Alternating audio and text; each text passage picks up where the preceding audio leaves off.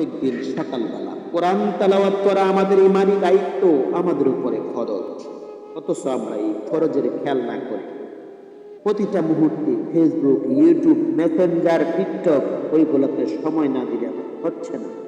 অথচ পবিত্র কালামুল্লাহ শরীফ আমাদের জীবনে পড়া আমাদের উপরে ফরজ করা হয়েছে। কথাগুলো আমি বলি নাই।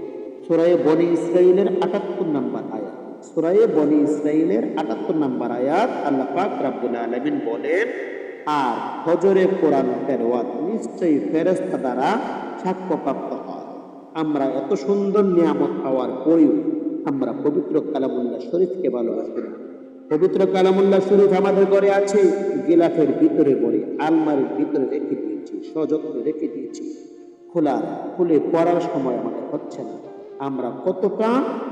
আমরা কতটা নির্ভুল, আমরা তা কিভাবে আমরা নিজেদেরকে পরিশুদ্ধ করবো সেই চিন্তা আমাদের